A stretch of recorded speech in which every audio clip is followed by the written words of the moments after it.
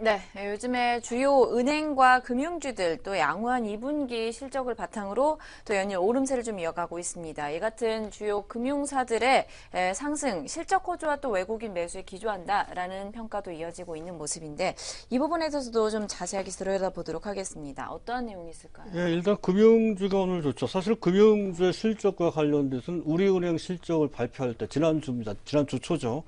말씀드릴 때 우리가 봐왔던 은행 쪽의 실적과 관련된 그간에 있었던 약간 보수적인 그런 시각을 떨어버리고 새로운 시각으로 즉 긍정적인 관점으로 볼 필요가 있다는 점을 강조드린 바 있었던 건데요.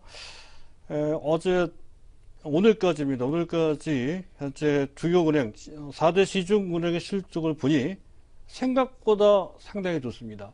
4대 시중은행 모두 좋은 실적을 내고 있다는 것이죠. 그를 바탕으로 해서 주가가 아주 강한 면모를 보이고 있다는 건데요.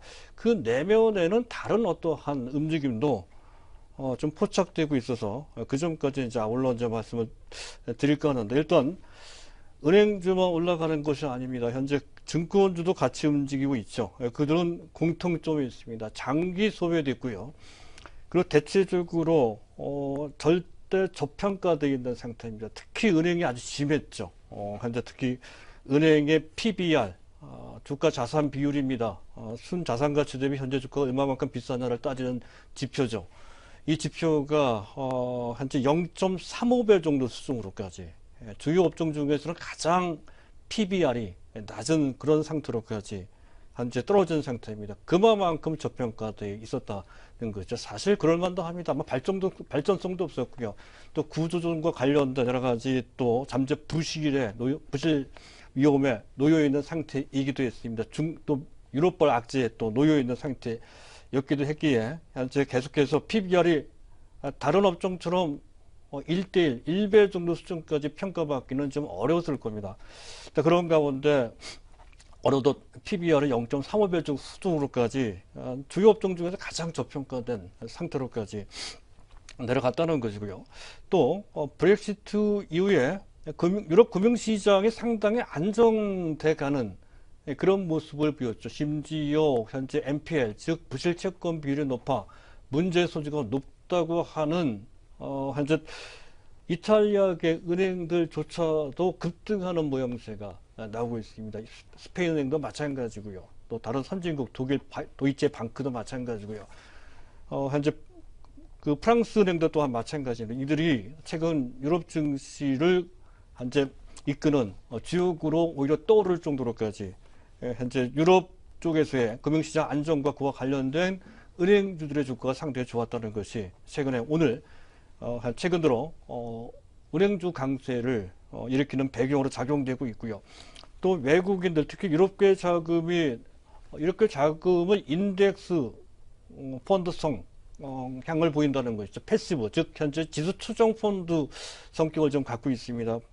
그들이 매수한다면 을에 편입하는 대상이 바로 은행주라는 것이 삼성전자를 편입하고 약간 실적에 대한 부정적인 전망이 있는 현재 자동차를 약간 빼고 그 대신 현재 다른 쪽의 비중을 더 늘려주는 방식으로 가고 있는 것으로 볼 수 있는 그런 상태인데 거기에 반드시 들어가는 종목 바로 은행주입니다. 은행주를 필히 편입하는 그런 경향이 있다는 것을 배경으로 해서 특히 이제 주목을 받고 있는 그런 상태고요. 또한 최근 은행주는 현재 지금 사업의 성격상으로 봤을 때 경기 민감도가 좀 높아진 것으로 경기가 좋으면 실적도 좋아지고 그렇지 않을 경우에 구조조정과 관련된 업종이 부실이 현실화되기 때문에 상당히 실적도 안 좋아지는 식으로 한 실적이 연계되어 있습니다. 그래서 경기에 상당히 민감한 그런 측면이 높다는 건데 최근에 경기가 약간 회복증으로 보이고 있는 것과 관련해서 움직일 만한 그런 배경이 이제 만들어지고 있다. 이렇게 이제 볼 수 있는 것이고요.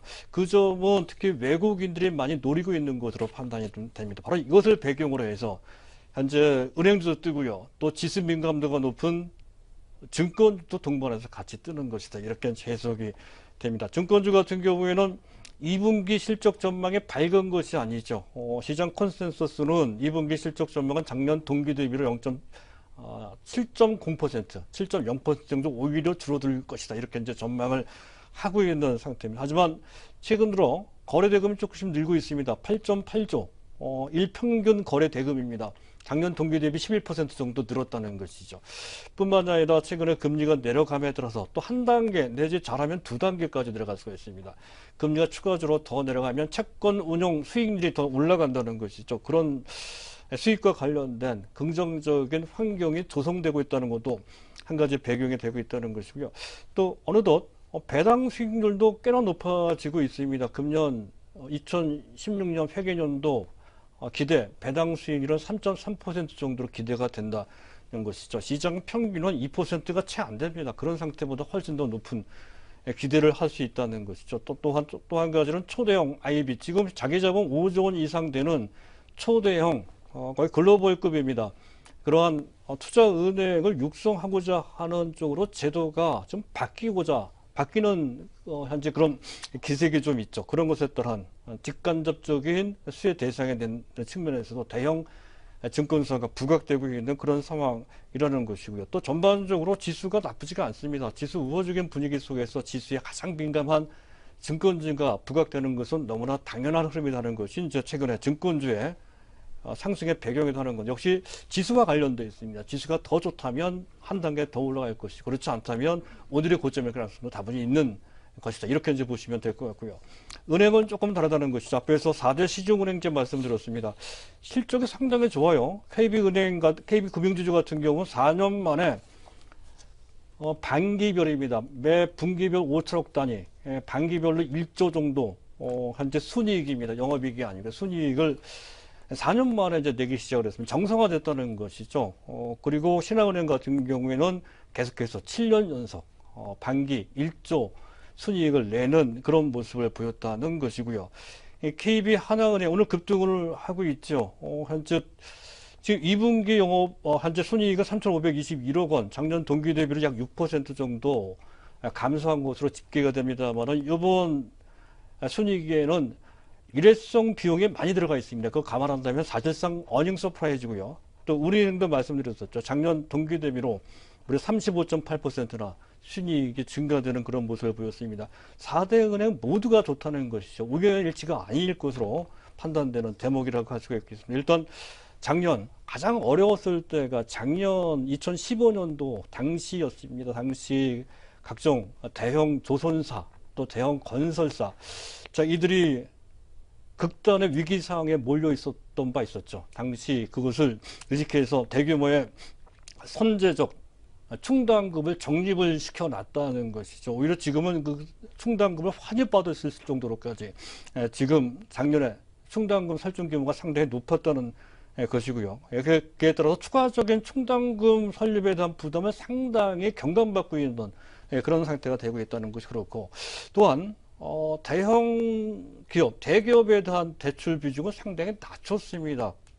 또한 대출 구조도 담보가 어느 정도 설정이 가능한 그런 쪽이거나 또는 현재 신용도가 높은 그런 쪽으로 대출을 늘리는, 그래서 대출 구조가 상당히 우량화됐다는 것이죠. 따라서 NPL 비율, 우리나라가 1.7이 제일 안 됩니다. 부실채권 비율도 낮아지고요.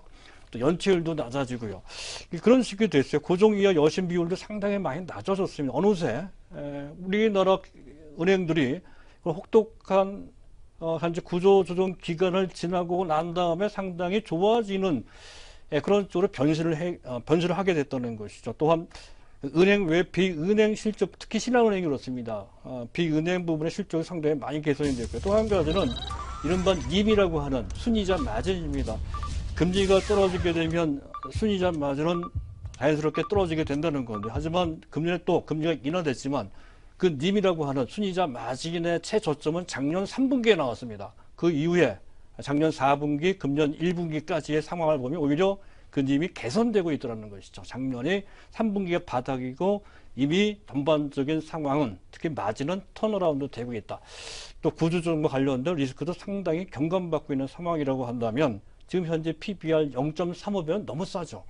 최소한 0.5배 정도까지는 평가받을 수 있는 그런 환경이 조성되고 있다는 점을 감안한다면 오늘의 급등은 현재 일반적인 급등 이상의, 즉 순환매 차원에서의 급등 이상의 펀더멘털을 바탕으로 하는 그런 급등이다, 이렇게 해석될 수 있는 상황입니다.